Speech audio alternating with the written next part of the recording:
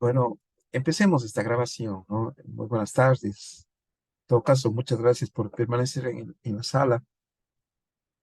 Vamos a continuar, espero que no haya otras interrupciones, con lo que comentábamos hace un instante acerca del orden concreto, ¿no? Pues estuvimos revisando el orden concreto, el artículo desde donde partimos de esta investigación, y decíamos que obviamente el estudio de un material tiene cuatro etapas, o sea cual sea el material, tiene cuatro etapas. La primera etapa es en la que uno conoce el material, ¿no? Conoce el material, de dónde viene, su extracción, cómo se lo usa, la producción, pues para qué sirve, para qué tipo de obra de arte, conocimiento del material. Luego, obviamente, el material empieza a relacionarse con otro material, ¿no? Y esto es importantísimo, es valiosísimo para el artista y para el conocedor de un material nuevo, pues eh, implica un pleno conocimiento del artista con respecto al origen del material. Entonces, yo, por ejemplo, no puedo, si es que yo conozco el hierro, por ejemplo, si yo sé trabajar con hierro, he conocido este material, yo no puedo juntarle con el yeso, porque el yeso es la kriptonita del hierro. Es decir, el yeso le provoca una irritante y exasperante oxidación, tanto es así que destruye el material. Si es que yo tengo una piedra caliza del tipo mármol, pues sería ponerle la kriptonita, utilizando la misma metáfora, ponerle limón. La kriptonita del mármol, de la piedra calcárea, es el limón. Entonces, si tú pones limón ahí, esto se va a empezar a descomponer. Eh, Entonces, esto es importante, ¿no? Porque el artista conoce el material al extremo de que sabe cuáles son sus amigos y cuáles no, ¿no? Cómo se relaciona con otros materiales. Esto es valiosísimo. Por ejemplo, la piedra es amiga, amiguísima del agua. Donde hay piedras, hay agua. Si yo trabajo con una escultura que tenga piedra y metal, pues yo tengo que saber que la piedra va a estar atrayendo agua y el agua va a estar oxidando al metal, ¿no? Entonces, si yo conozco eso, puedo generar una interesante relación entre la piedra granítica, por ejemplo, y el metal del hierro dulce. Entonces, el uno capta agua y el otro se oxida por el agua, ¿no? Entonces, este es un siguiente nivel del conocimiento del material. Y un siguiente nivel es cuando el artista conoce tanto el material que puede producir otro material, ¿no? Deria nos estuvo comentando un ejemplo en la clase anterior de la producción de material con polvo de residuo de coco. Entonces, mediante una argamasa, que es el pegamento, la cola blanca, él podía generar un tipo de masilla capaz de autosoportarse. Entonces, es el siguiente nivel del conocimiento de material, es decir, el, la capacidad de producir el material, de producir uno mismo el material, un material que sea acorde a lo que yo pienso, a lo que yo hago, un material que resulta de mi propio parecer artístico, ¿no? Ya en este caso, el gusto del artista es exquisito. Yo diría que es exquisito, ¿no? Y el último, en el cual existe una ponderación máxima del material, que es que el material se aparte del creador, ¿no? Y el material se convierte en la obra misma.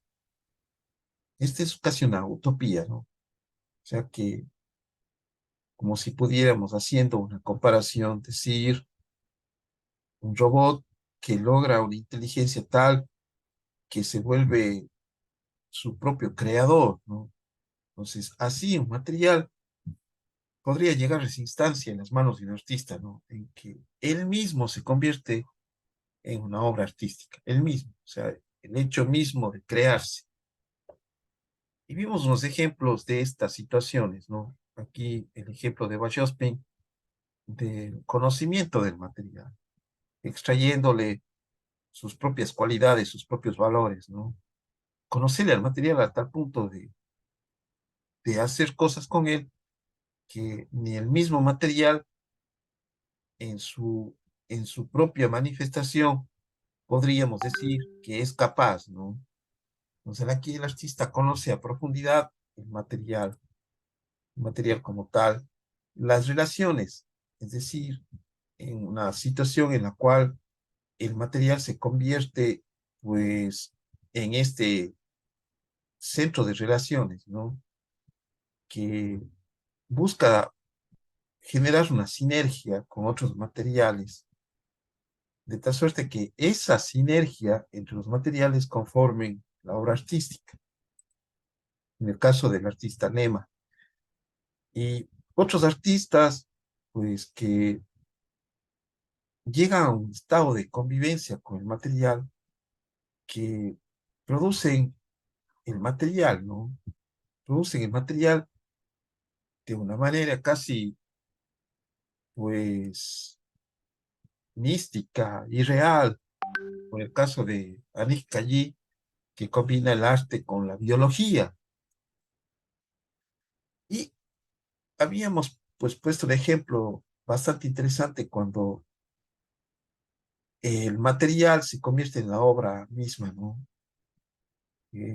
Pusimos este ejemplo de los gráficos del artista médico Santiago Ramón y Cajal, en el que estos elementos graficados que denotan la sinapsis cerebral hace 100 años, ¿no? Cuando, más de 100 años, cuando no había, recuerden que los estudios de la cognición y de la sinapsis, de las neurobiologías se dan a finales del siglo XX.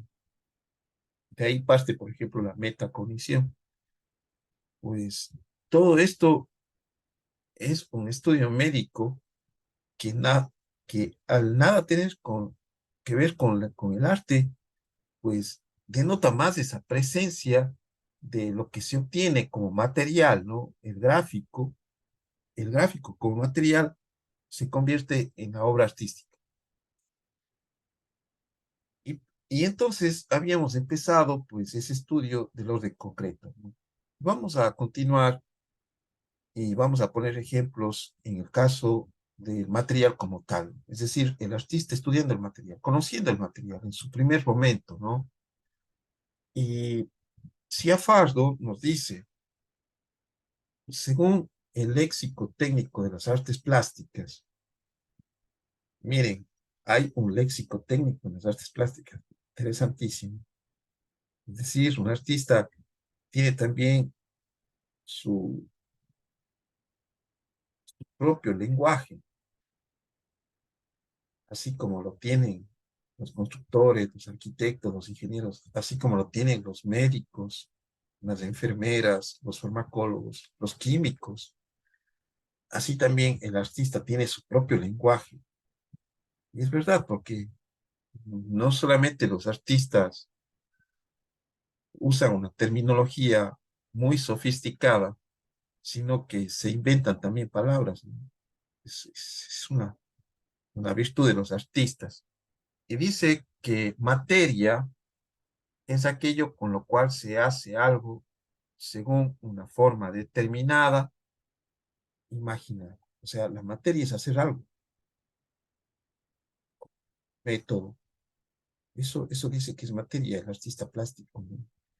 Y vean que esto nos da, esta definición que utiliza Ciafardo nos da muchos aspavientos a los artistas, porque todo lo que usted manipula, todo lo que está en sus manos, se convierte en arte, ¿no? Arte plástico. Usted puede manipular la tierra, como puede manipular las formas, como puede manipular el pensamiento, como puede manipular la historia. Todo ello le da chance de que sea convertido en una obra artística plástica. Todo ello, todo es fantástico, ¿no? Es increíble las posibilidades del artista plástico. No es como en el caso de las bellas artes, que si no tienes piedra, si no tienes un lienzo, ya no eres un artista. Las artes gráficas, que si no tienes un mensaje, ya no eres un artista.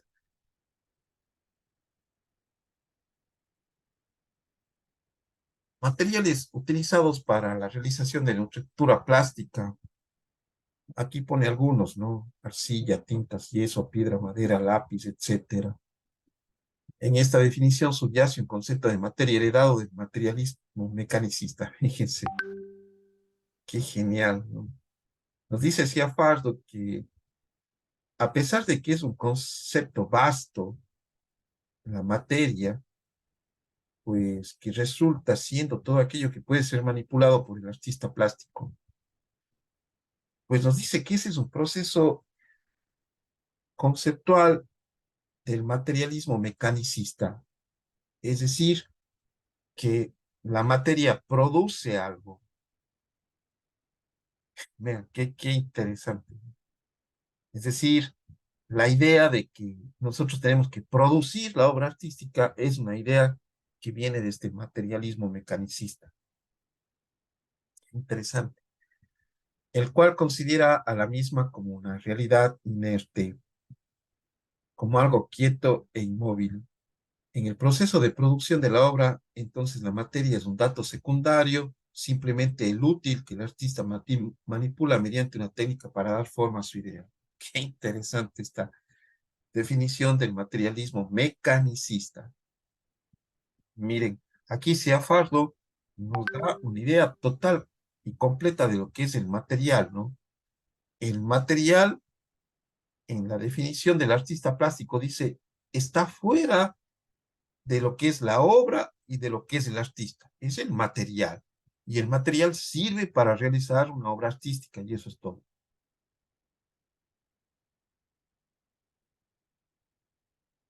Y es correcto este gráfico, ¿no? Miren, la obra producida, el momento de producción mediante el material y el artista, ¿no?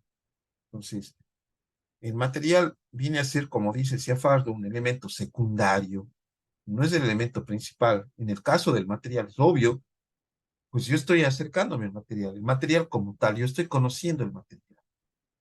Si es que yo no conozco el material, pues esta es mi apariencia, ¿no? Si yo no conozco el material, esta es mi apariencia. El material como un elemento secundario. Lo principal es el artista y su idea. Lo secundario, el material, y aquello que se obtiene es el producto artístico.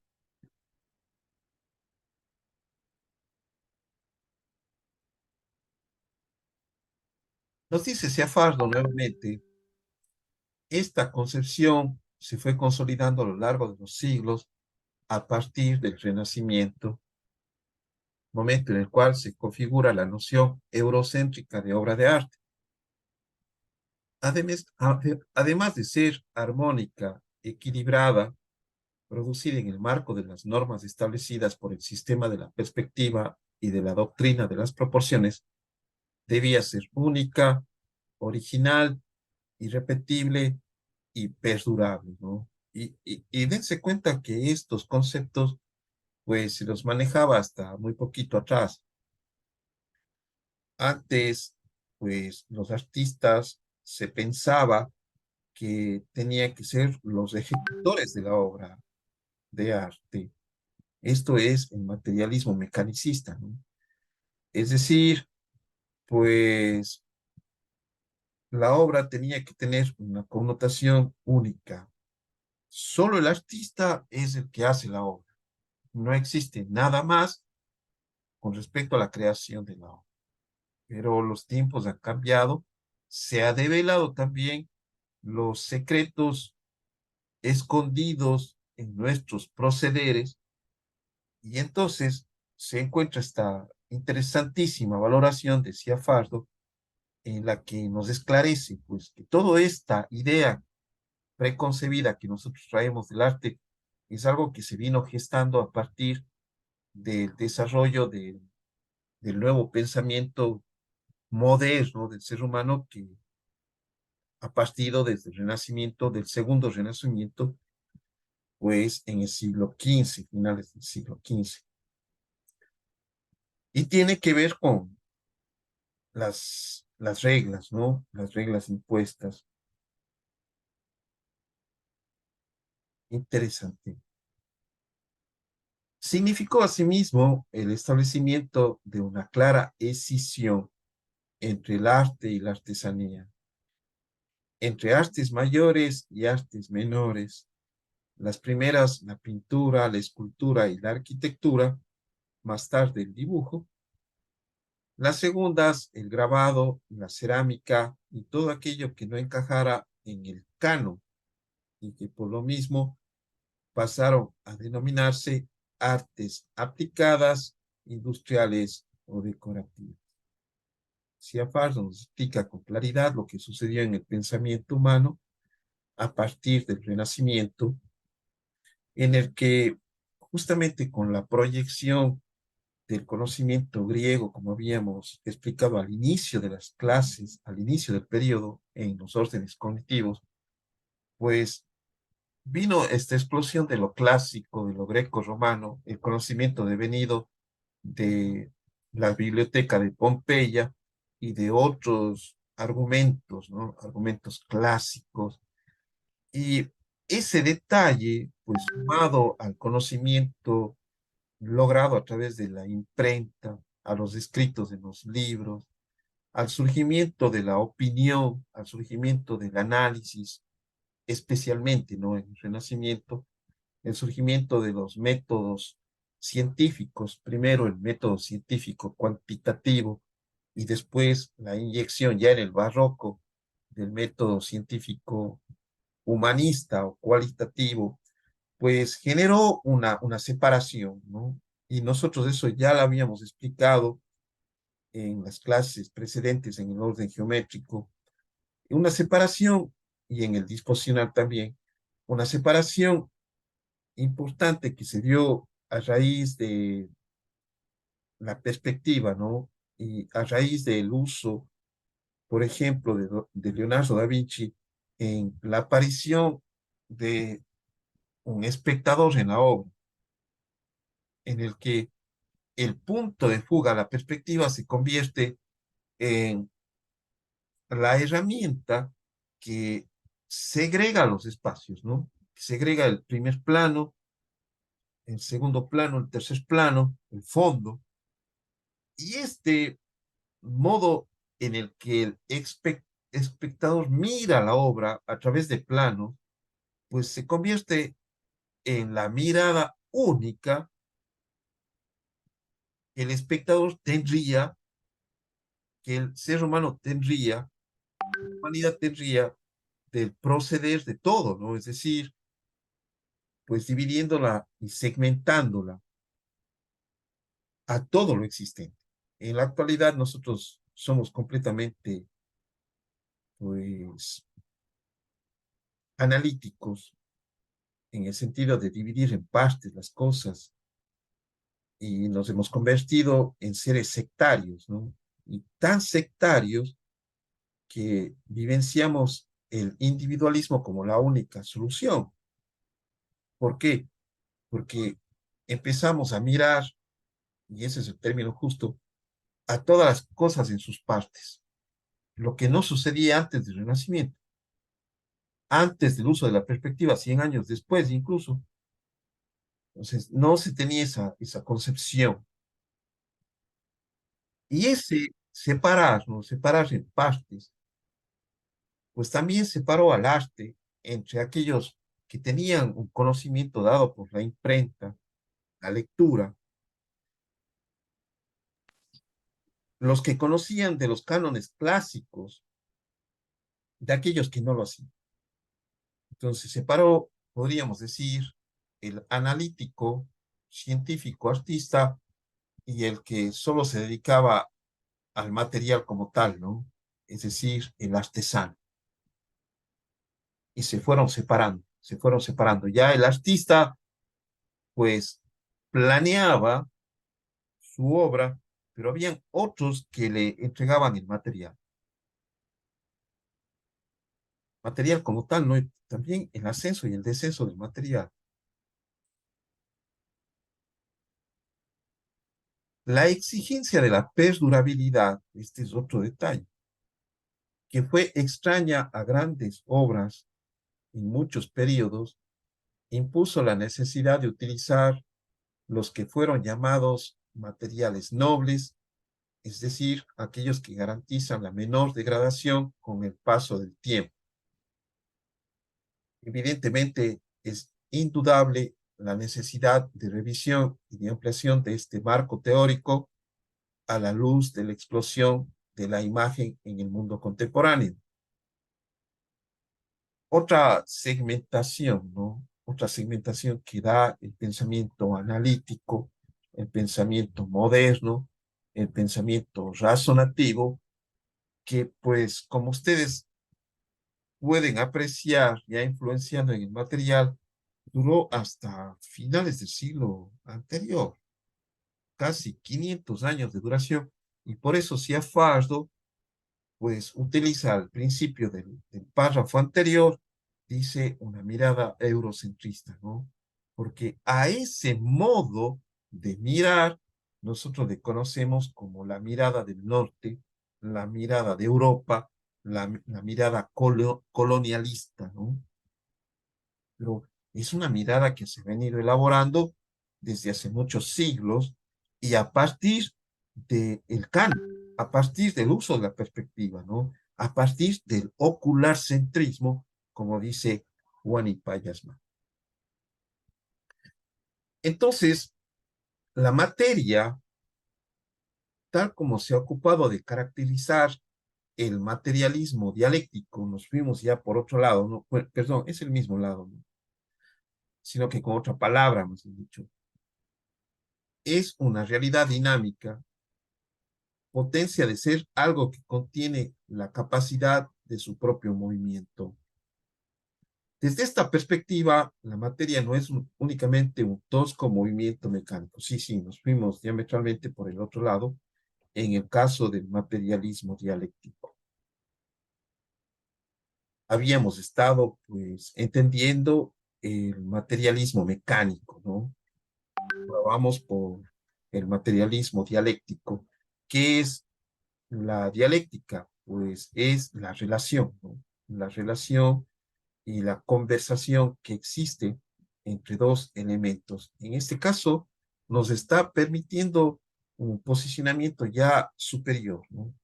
Pensamiento superior en el sentido de que existe ya un propio pensar, ¿no? Un propio pensar más allá de simplemente la producción.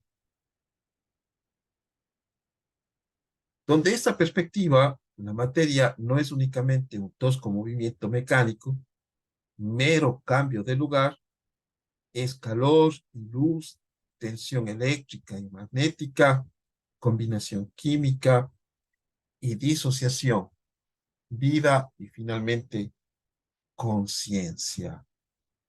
Bueno, este es un argumento del filósofo Engels, un filósofo sostén del socialismo, también sostén del comunismo, aunque si tú le preguntas a un marxista si es que existe el materialismo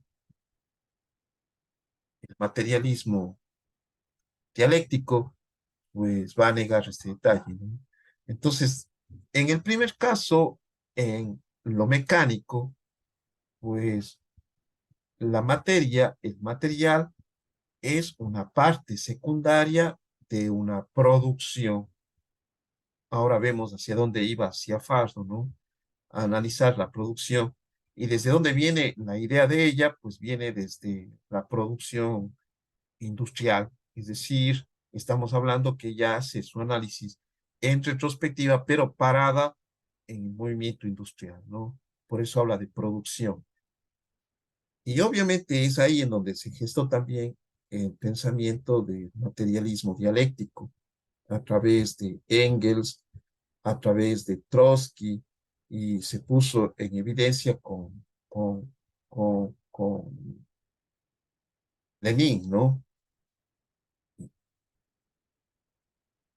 Entonces, pues, parada en ese lugar, Ciafardo dice, pues, la obra como producción tiene al material, pues, de una manera mecánica que sirve para un fin. Pero desde la postura de Engels, desde las posturas socialistas, dice ella, que el material tiene un intercambio, siempre está en movimiento. El material, pues, no es un elemento estático que se mueve producto de la acción de un tercero, sino que dentro de sí existen los elementos necesarios como para que exista una evolución. Y tal es así que la evolución puede convertirse en conciencia, ¿no? Y bueno, ese es el sostén de Engels, que dice que se pasa, obviamente, porque se habían descubierto muchas cosas, se pasa la materia de un estado al otro, ¿no? De un estado incluso eh, eh, físico, estático, a un estado eléctrico, por ejemplo, energético. Y si es que la materia puede dar esos saltos, también puede dar un salto hacia la conciencia. Pues es completamente filosófico lo que plantea Engels, ¿no? Y lo que plantea el materialismo dialéctico, pero nunca jamás se ha probado, nunca jamás se ha probado, ¿no? Incluso estas teorías aplicadas al mundo de la economía y al mundo de la sociedad han sido vencidas y fueron vencidas en el año 84, 1984, con la famosa perestroika de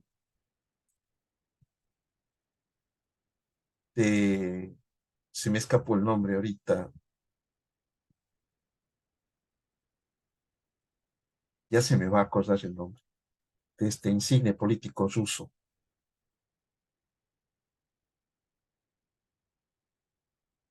La conciencia en este caso es entendida como una especie de trasfondo ideológico de creencias.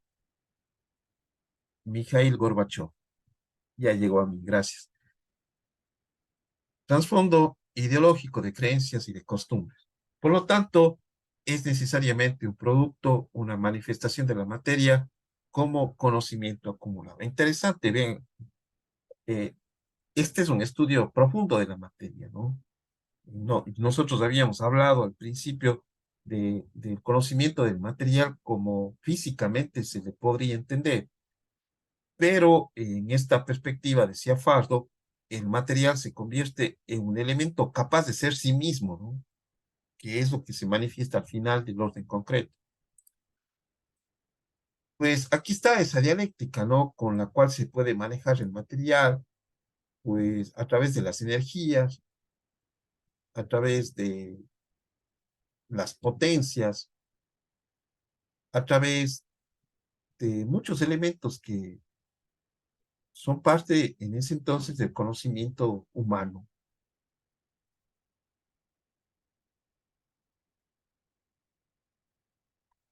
Los materiales entonces ya no se consideran un simple soporte de la forma, sino una de las decisiones esenciales de la realización en la medida en que la producción artística consiste en un proceso dialéctico entre la idea y su materialización.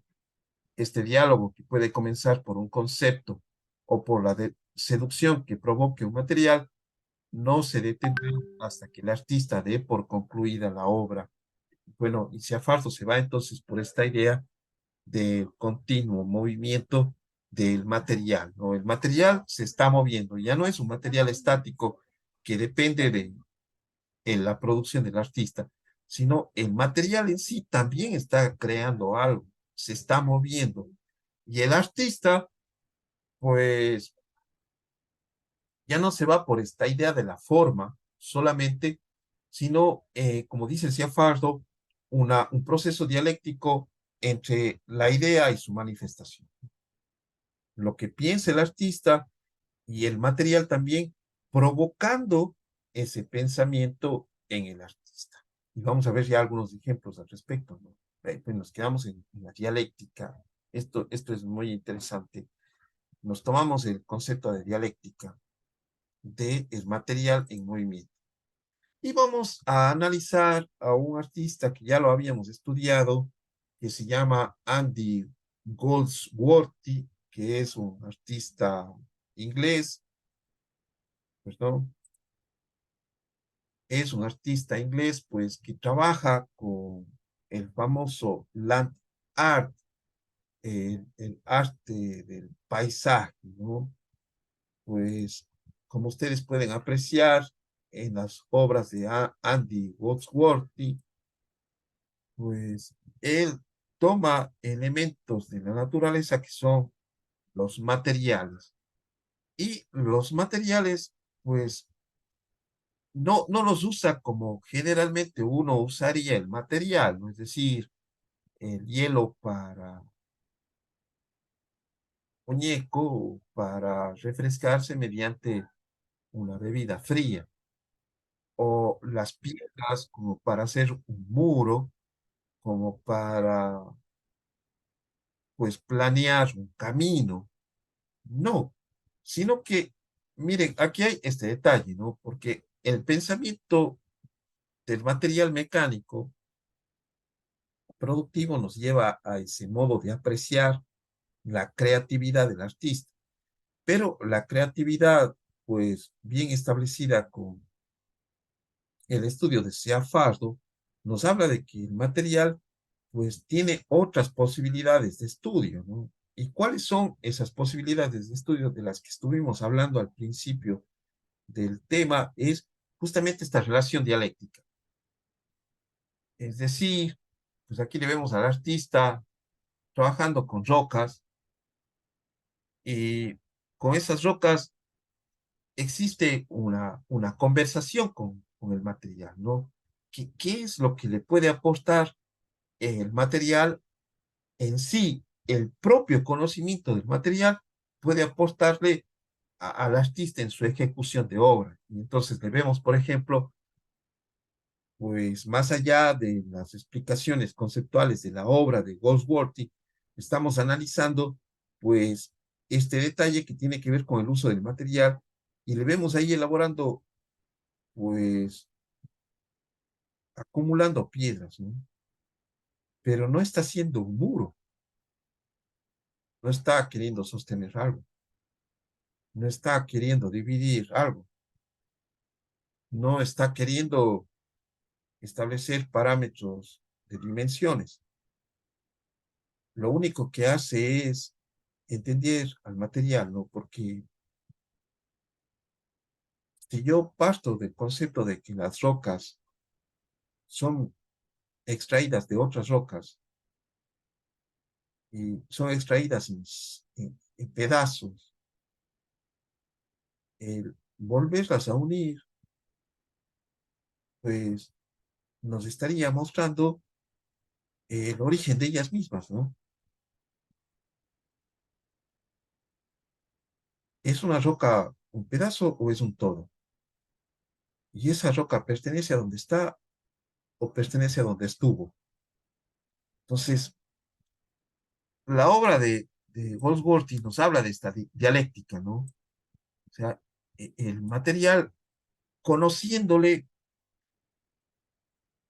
no solamente en su materialidad mecánica, sino en cómo el material en sí aporta también desde su parte energética, potencial, transmisora, movimiento, lo que tiene que ser la cinética, el material, entregándole al artista estas posibilidades, ¿no? Es el material como tal. Entonces, si uno piensa como el artista mecánico, es esto de aquí, ¿no? El artista mecánico que solo piensa en su obra, el material es un medio,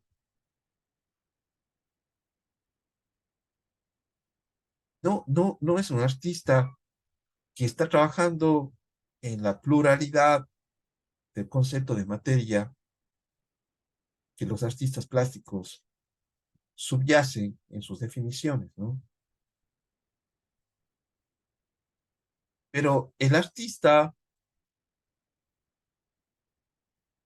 pues, ha de ser más bien inducido a una situación del conocimiento del material. Claro que los dos conocimientos son valiosos, indispensables, ¿no? Yo tengo que saber la roca a qué punto se rompe, cómo se rompe, pero también hay la historia de la roca, de dónde procede la roca, cómo la roca está estructurada y por qué se rompió de esa manera, y cómo eso me puede estar aportando a mí, a mi obra artística, ¿no? Fantástica la obra de Andy Goldsworthy, y obviamente los clásicos, ¿no? Obviamente el artista clásico no va a encontrar arte aquí en donde estamos. Pregunta es, ¿usted encuentra arte en el material?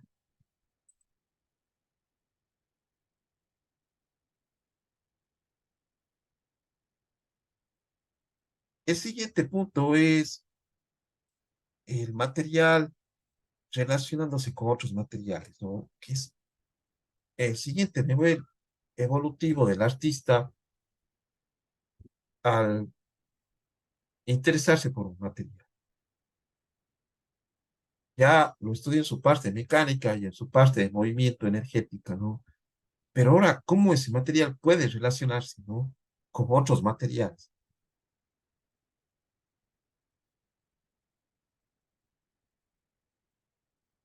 Y aquí tenemos, pues directamente fuimos a obras y decantamos esta primera idea de la relación del material con el material formando ciclos.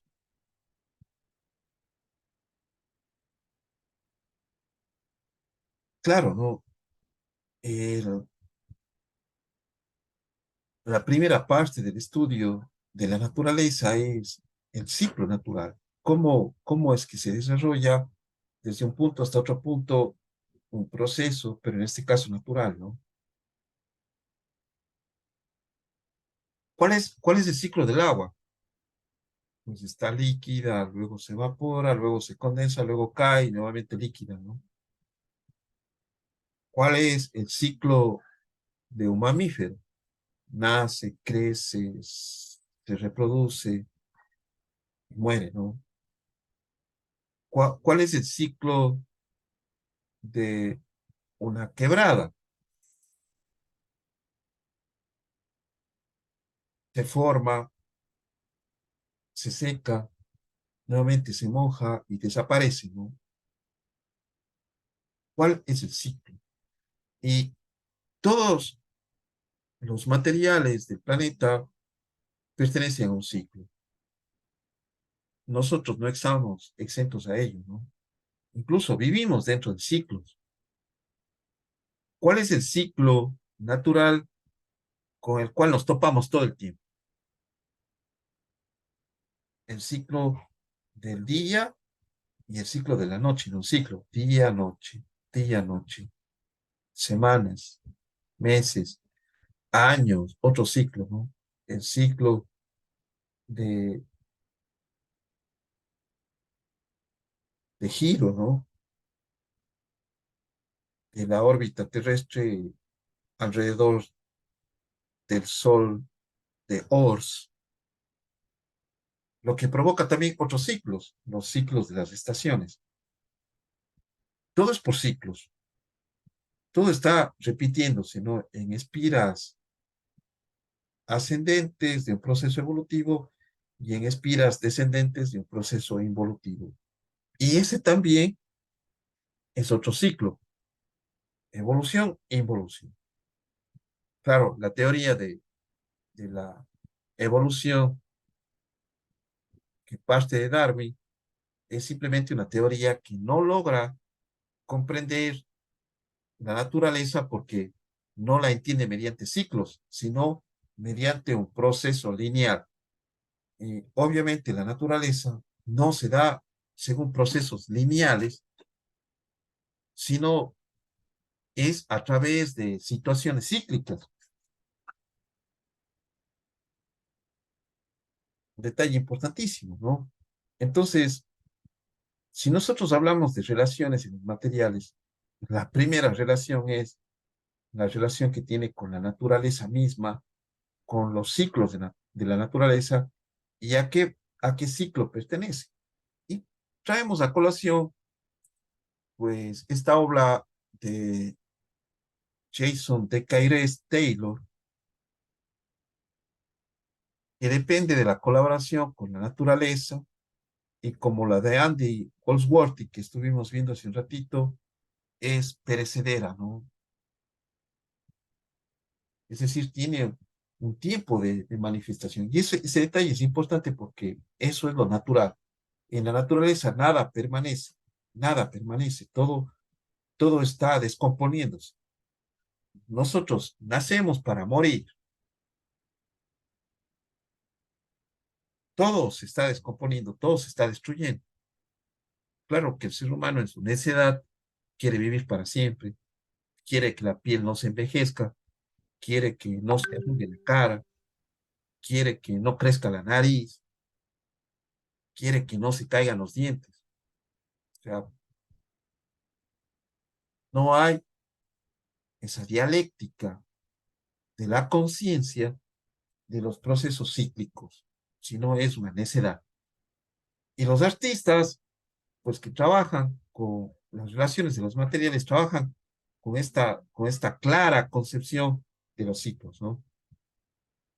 Que es perecedero, pero además tiene una importante función de conservación y protección del fondo marino. Estamos hablando de Caires, que hace esculturas, las cuales se instala en el fondo del mar y crea museos acuáticos, ¿no?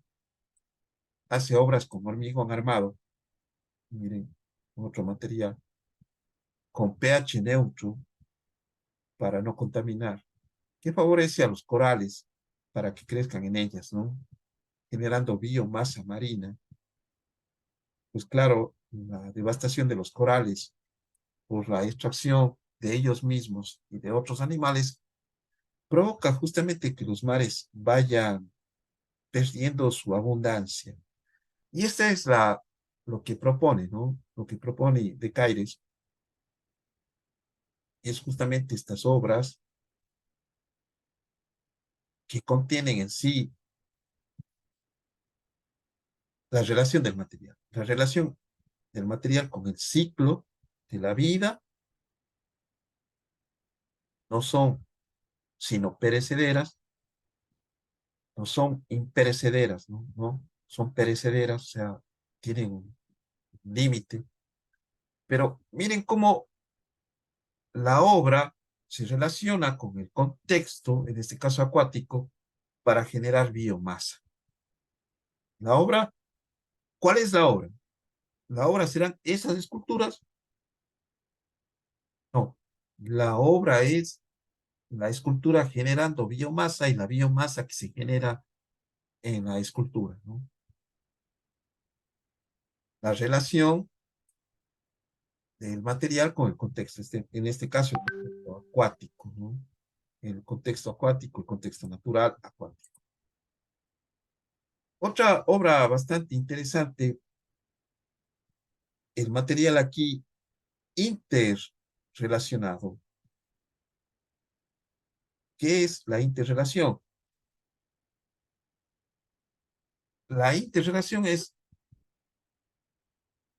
todo aquello que conlleva a el contacto de todo tipo entre dos seres, entre dos objetos, ¿no? Una de dos o las dos. Como nosotros decimos, la interrelación entre personas es que uno pueda convivir con los demás, ¿no? Esa convivencia con los demás, la interrelación. ¿Qué es la intrarrelación? La intrarrelación es la convivencia con uno mismo. Personas que tienen una mala interrelación son solitarios, poco amigables. Las personas que tienen una inadecuada intrarrelación son las personas que terminan suicidándose, ¿no? O sea, no se soportan a sí mismos. Aquí tenemos una obra de Jong Hao Lee, que es un fotógrafo coreano en su obra Tree, que retrata árboles en su entorno simplemente poniéndoles un lienzo atrás, ¿no? Y esto es genial. Pues aquí, miren, dice, con esto consigue darles una individualidad y personalidad a cada árbol que de otra forma no nos pasaría desapercibida a quienes no sabemos de botánica.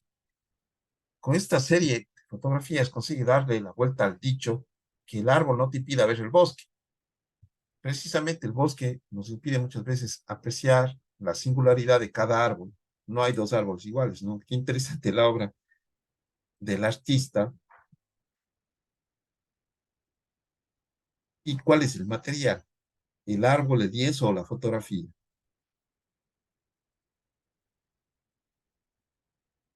¿Cuál es el material? El árbol, el lienzo, la fotografía. ¿Qué es lo que hace el artista, no? El artista toma un lienzo muy grande, muy, muy grande, y lo pone atrás de un árbol.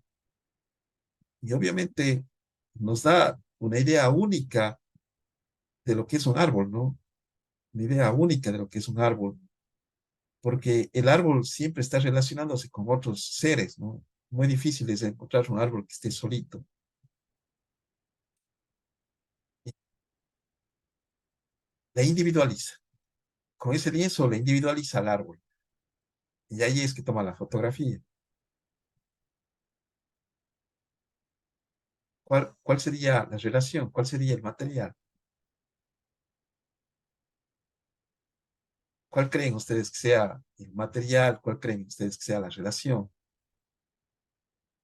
El material, pues, en la obra de Becaires está clarísimo, ¿no? El hormigón, la biomasa, pero acá, la interrelación. ¿Cuál será el material? ¿Cuál será el material con el que trabaja el artista? Y bueno, es la fotografía, ¿no? Es la fotografía, el material, pero esta fotografía permite traducir la interrelación, yo diría, que existe entre los diferentes vegetales, ¿no? La interrelación. ¿Por qué? Porque le deja sin la interrelación.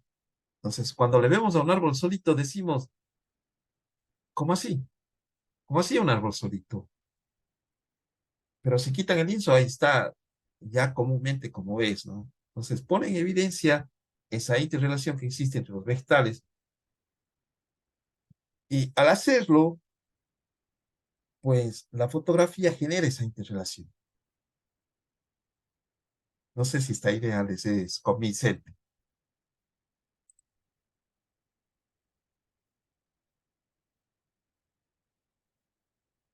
Y vamos al siguiente punto, que es el material producido por el artista, ¿no? Pues retomamos nuevamente el, al artista Anik Kayi. En este caso nos pone la diapositiva que es ganadora del premio Hugo Boss 2016. Apreciemos el video del artista Annie Calle.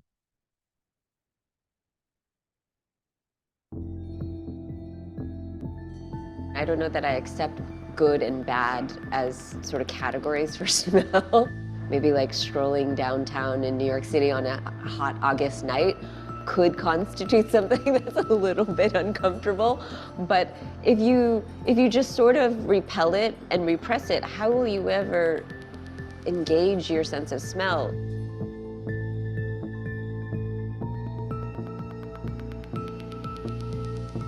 That the primacy of sight and vision over all the other senses doesn't make a whole lot of sense to me, you know? And I was not only trying to critique it, but also trying to offer different alternatives. And I think that we could learn a lot more from tapping into our other senses and cultivating our other senses.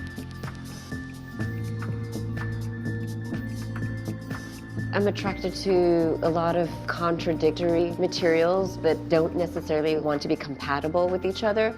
So I'm attracted to usually unstable volatile materials along with very stable industrial materials. The driving medium, the engine, is the narrative. So while I can deploy these sort of scientific processes and techniques, it's about the narrative. With the piece from the kitchen, the show was about viral pathogens as sort of being analogous to feminism, about gathering of femininity and female voices.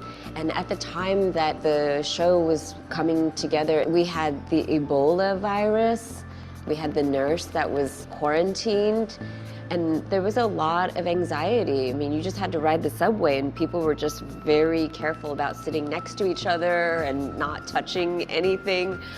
So I wanted to work with that. I wanted to accentuate it. The way I approached it was to cultivate DNA samples from 100 women in my personal and professional network. As the bacteria was growing in this sort of collective dish and it was flowering, I was starting to paint with it like pigment. It was a glorious experience. It was really fun.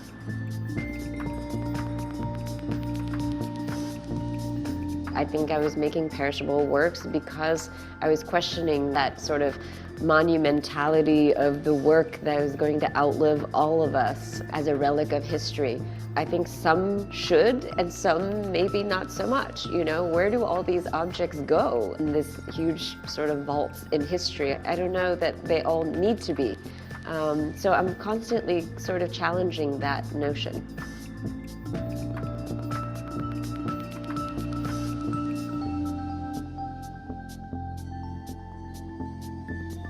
¿Qué tal les ha parecido la obra de Annie Calle,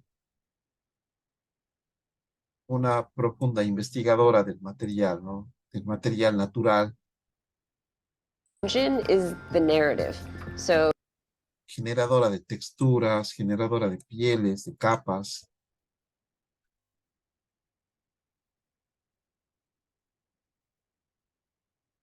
que nos muestra justamente este detalle, este derrotero tan importante y valioso que es el artista investigando eh, materiales propios.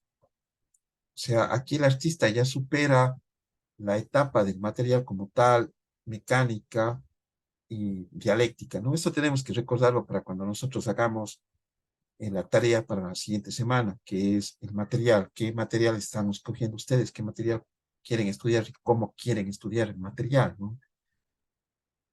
La primera es el material como tal, en su parte mecánica y en su parte dinámica, ¿no? La dialéctica. La siguiente etapa, pues, es el material en los ciclos naturales o el material en su interrelación, ¿no? Alguno de ustedes pueda decir la intrarrelación del material, y yo creo que estaría perfecto, ¿no? La intrarrelación del material también, porque yo recuerdo con claridad que, bueno, mi padre fue arquitecto y yo siempre estaba con él. He trabajado desde muy niñito en la arquitectura, en las construcciones. Me gustaba. Y una de las cosas que me gustaba bastante, pues yo me la pasaba en las construcciones saltando de los segundos pisos, ¿no? Ahora me pongo a pensar, digo, Dios mío, me subía al techo de una casa y me botaba a los tumultos de arena y me lanzaba de pie, oye, qué cosa más loca. Eh, 6 metros, ¿no? Volando por los aires a la arena. Me la pasaba así yo en las construcciones, loquísimo. Y algo que me gustaba muchísimo era matar la cal. Ustedes ni han de tener idea de eso, ¿no? Lo que es matar la cal. Y porque en ese entonces los constructores no utilizaban solamente el cemento puzolánico, sino utilizaban un componente con el cual se hace el cemento, componente indispensable para hacer el cemento, que es la cal, que es una masa blanca muy finita, ¿no? Pues la cal vendían hecho rocas, ¿no? Uno venía la cal muerta, la cal viva, perdón, la cal viva venía en piedras, unas piedras grandes, grandes, de color eh, rojo oscuro, de color rojo oscuro, ¿no? Entonces había tonalidades de rojo en la cal. Eso botaba el volquetero en la construcción y estaba caliente. Y cuando tú le botabas agua, esas rocas de rojo oscuro, casi negro, se abrían, así como el canguil se abre, ¿no? Y salía la cal muerta, la cal blanca, así, pero blanca, blanquísima. Y tenía un calor de hidratación fuertísimo, es decir, si uno se quedaba parado al lado de la cal, ella se abría y generaba calor y te podía hasta tostar la piel. Entonces, de lejitos, uno tenía que echar el agua y me encantaba hacer eso, era fantástico ver lo que sucedía, ¿no? Entonces, alguien podría decir, hay una intrarrelación del material. Yo solo planteé dos posibilidades, el ciclo y la interrelación, pero también hay la intrarrelación del material, el material abriéndose, ¿no? Relacionándose consigo mismo, pasando de un estado a otro, el propio material. Yo creo que eso le falta a la narrativa que tuvimos hace un instante. Pero el siguiente paso, vean, el siguiente es el artista creando el material. Y como lo hace aquí Anika ya, pues lo hace a partir de la misma naturaleza, ¿no? Una investigación bioquímica de la naturaleza. Y esa investigación le lleva a crear sus propios materiales. Y esos propios materiales tienen una propia expresión, como ustedes pueden apreciar aquí en estas telas, en estas pieles, que no sé si recuerdan que quisimos hacer en composición óptica. Yo hasta la fecha llevo tratando de lograr pieles en composición áptica, ¿no? No sé si con el grupo que estamos ahora en tercero podamos lograrlo, pero esta es la idea básica, ¿no? La generación de pieles con nuevos materiales. Y Anika ya, pues, logra esto hacerlo, ¿no? Logra hacerlo en sus distintas ejecuciones químicas. Disculparán, se me escapa aquí, se me están deformando los órganos y les pongo acá. Eso, ahí está. Y pues al estudiar el material se convierte, al ser estudiado, en la obra artística. ¿Por qué? Porque recordarán la primera definición que Ciafarro nos dio del material, pues a través de las artes plásticas, que es aquello que manipula el artista, ¿no? Todo lo que manipula el artista se convierte en material.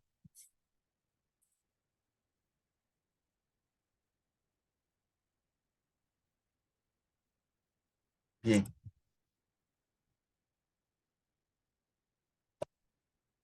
es una mezcla, ¿no? Una mezcla de técnicas variadísimas las que ella utiliza. Una verdadera científico, ¿no? Una verdadera científico. Avancemos.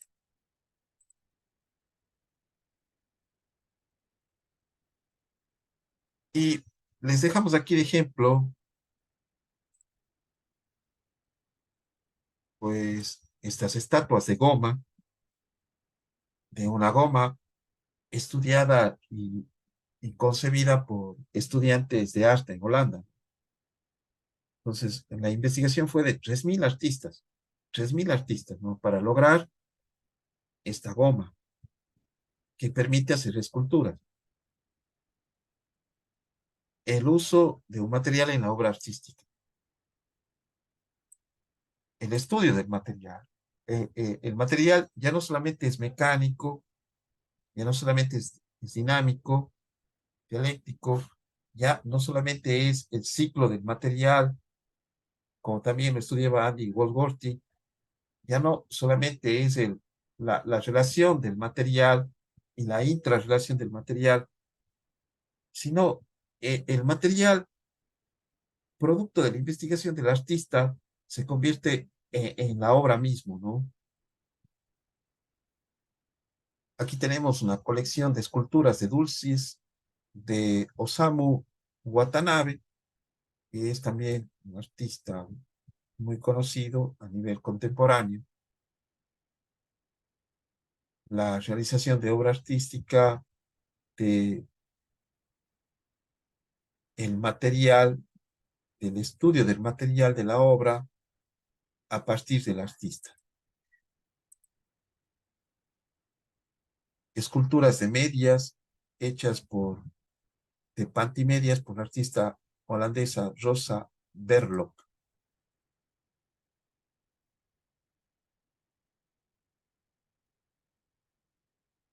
Es una sensación genial la que da esta obra, porque la mente supone cosas al apreciarla. Supone que este objeto antropomórfico se está derritiendo o al mismo tiempo solo es la presencia de las rústicas arrugas de la vejez, pero uno se sorprende por cuanto las medias nylon generalmente emulan las tonalidades de la piel, pues parece una piel muy natural, ¿no? Entonces, estamos estudiando, pues, la creación de materiales a través del artista. En este caso, pues, el material es inusual. No ha creado el artista unas nuevas medias o un nuevo nylon, y la creación de ese nylon, así como lo hace Anis Kayab, produce una nueva impresión, una nueva superficie, una nueva piel. No, aquí las medias son existentes, están en el mercado, están en la tienda, están en la cartera de la compañera, y estas permiten la creación de un nuevo material, ¿no? Un nuevo material al momento de hacerse obra artística.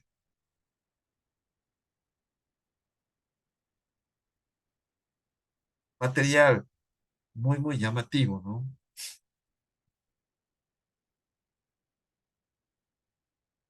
Saber look. Y el tercer punto, perdón, este es el cuarto punto, si no estoy mal. Claro, aquí, sí, este es el cuarto punto, disculpas. El material como la obra misma. El material como la obra misma. Venimos del proceso del material como tal, el material mecánico, el material dialéctico, pasamos por las relaciones del material, el material en los ciclos de la naturaleza, el material en la interrelación del material y también en la intrarrelación del material, pues también pasamos al material como la obra de arte mismo. Hemos visto casos de generación de pieles más que nada, ¿no? Hemos visto eso. Y el último punto es el material como la obra mismo, es decir, que como habíamos planteado con la obra del médico Cajal, pues la investigación se vuelve, y el resultado de la investigación se vuelve el material mismo de la obra artística, ¿no? Como por ejemplo aquí tenemos a Fabiano Cueva, ganador de la Bienal anterior de arte en la ciudad de Cuenca, que nos muestra un estudio realizado por 11 años sobre las investigaciones de Alexander von Humboldt en el siglo XVIII y XIX, por las laderas de las cordilleras de los Andes ecuatorianos, colombianos, también en Venezuela, en Cuba, en México, durante 5 años de expedición, en las que se formularon ingentes teorías, ¿no? Ingentes teorías, y yo diría que lo más importante para la historia es la creación de la naturaleza como nosotros la entendemos. Habíamos hablado ya algo con Jenny, con la presidente, acerca de la naturaleza, ¿no? Nos preguntábamos, ¿cómo, qué es lo natural? ¿Nosotros conocemos lo natural? ¿Tenemos una idea de lo que es lo natural? Sí, eso sí, tenemos una idea. ¿Cuál es nuestra idea? Lo que hizo Humboldt. Usted dice, ¿qué es naturaleza? Y todo lo que diga usted respondiendo a qué es naturaleza, pues eso se lo puso en la cabeza su profesor, y a su profesor se lo puso su profesor, y al profesor su profesor, y al final vienen de los libros de la naturaleza de Alexander von Humboldt, ¿no? Él nos enseñó lo que nosotros entendemos de naturaleza, lo que nosotros entendemos, cómo miramos la naturaleza, pero la naturaleza no es eso. Como nosotros creemos que es la naturaleza, eso no es la naturaleza. Yo incluso les había hablado del verde de la devastación, ¿no? No sé si les puse el ejemplo de la ciudad de Chernobyl en Ucrania, pues cuando estallaron los reactores nucleares de generación termonuclear de energía eléctrica, pues las personas que vivían en esa ciudad sabían a qué se atenían viviendo en esa ciudad, ¿no? Entonces, al saber de que había escape radioactivo, pues todos salieron corriendo, nadie se quedó. Y dejaron las computadoras como estaban, las cocinas como estaban, la lavadora como estaba, los carros en donde estaban, y salieron de la ciudad. Entonces fue una ciudad en la que los departamentos estaban con las cosas ahí, como si estuvieran ocupándose. Y poco a poco, la naturaleza, pues como es sabia, hasta la radioactividad sale de ella misma, ¿no? Entonces sabe cómo, pues, catalizar esa contaminación, ese tipo de contaminación. Entonces, genera un tipo de vegetación y un tipo de animales que son los necesarios para ello, ¿no? Incluso ya ahorita están descubriendo que la naturaleza está provocando la creación de bacterias, bien, bacterias que se comen los plásticos. Entonces, eso no lo ha hecho el hombre. ¿Quién hace eso? La naturaleza. ¿Por qué? Porque el plástico, en fin, un térrimo viene de la naturaleza. Todo lo que conocemos viene de la naturaleza. Y por tanto ella misma sabe qué hacer con ello, ¿no? Entonces, pues este verde crece, ¿no? Por eso es que de pronto a la naturaleza ya no le interesan animales como el koala, como el panda. ¿Por qué? Porque son animales que servían para otros fines. Ahora le interesan animales un poquito más complejos, ¿no? Un poco conocidos también. Animales que sirven para filtrar esa contaminación. Igual plantas, ¿no? A la naturaleza ya no le interesa esos campos llenos de flores. No le interesa eso, le interesa qué. Estos campos que yo digo que tienen el verde de la devastación. ¿Qué es el verde de la devastación? Este verde que cubre lo que ha hecho el hombre y que pues da trámite a esa contaminación generada por esas cosas humanas.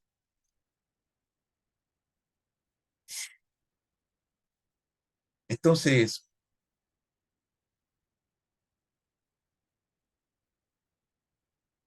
Humboldt nos enseñó la naturaleza dividida por franjas de temperatura, ¿no? Franjas de oxigenación, franjas de presión. Eso es como nosotros conocemos, ¿no? Incluso ahora decimos la vegetación a nivel de mar, la vegetación a 1000 metros, la vegetación a 2000 metros, la vegetación a 3000 metros. La presión del aire nos causa tales situaciones a 1000 metros, a 100 metros, a 10 metros, a 2000 metros, a 3000 metros. Ese modo de entender la naturaleza lo descubrió y más que nada lo ideó Alexander von Humboldt. ¿Y en dónde lo hizo? En Ecuador. Nuestro país es genial, ¿no? Es genial. El nombre mismo de Ecuador deviene justamente de un cálculo científico genial de los geodésicos, ¿no? Nuestro país recuerda el instante supremo del conocimiento humano, siglo XIX, el Ecuador. El nombre de nuestro país es gigantesco, apoteósico, en lo que tiene que ver con la ciencia. Entonces, Fabiano Cueva hace esa investigación. Y la investigación de él, de lo que hizo, de lo que graficó, cómo entendió la naturaleza Alexander von Humboldt, se convierte en su obra artística. ¿Cuál es el material? La información. La información. Miren, es algo impalpable, ¿no? Ya el material deja de ser el material como tal, ¿no? Como uno le entiende, la materia dura. Y esto nos abre unas posibilidades gigantes, fantásticas, de la manipulación de la obra plástica, del artista plástico. El material convirtiéndose en la obra como tal, ¿no? Acá tenemos otra interesante propuesta de Richard Hughes. ¿Qué es lo que miramos aquí de Richard Hughes? Es un poste, ¿no? Un poste de concreto. Pero ¿qué estudia el artista de este poste de concreto? Eso es la obra artística.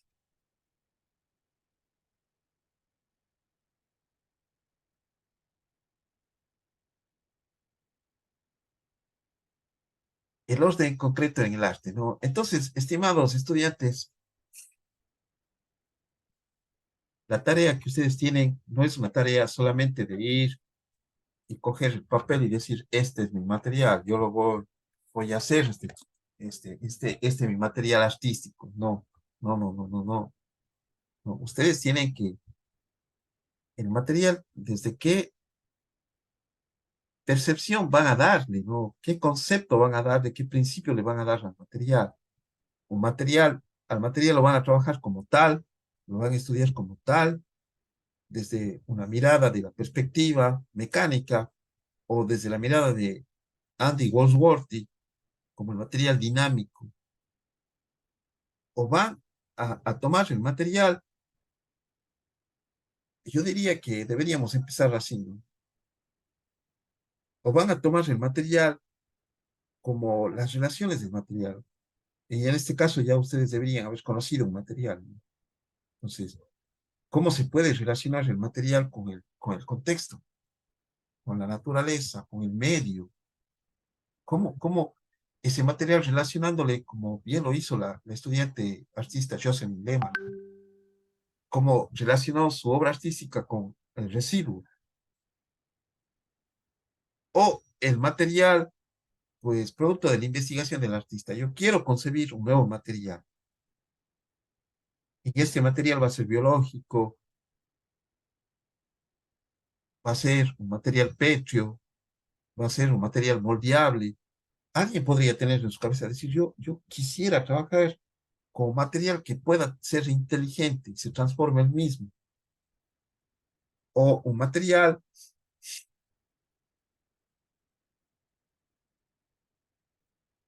de la última percepción, ¿no? Un material que mientras tú vas creando el material, ya ese material es una obra artística, que es, yo diría que la parte final, ultérrima de la creación artística como tal. Estimados estudiantes, el orden concreto en el arte. Les agradezco muchísimo la deferencia que han tenido para estar aquí en la clase y para permanecer en ella, ¿no? Porque empezamos algunos. La clase es densa, pero estamos en taller de creatividad. Es decir, ¿cómo yo haciendo a los procesos de creatividad? La creatividad no es loca, no es que yo me invento algo ya, no. Hay un partir, hay un recorrer y hay un llegar, un proceso metacognitivo, ¿no? Una planificación, una verificación y una evaluación. Como les vuelvo a repetir, les agradezco muchísimo el que hayan estado en esta tutoría el día de hoy. Muchas gracias, muy gentil. Estimado Adrián, muy gentil de su parte, les agradezco. Que pasen bonito. Hasta luego. Chao, chao. Gracias, estimado Eric, muy gentil. Freddy, muy amable. Estimado Adrián, muy gentil. Gladys, muchas gracias. Un gusto tenerles. Hasta luego, Eric, muchas gracias.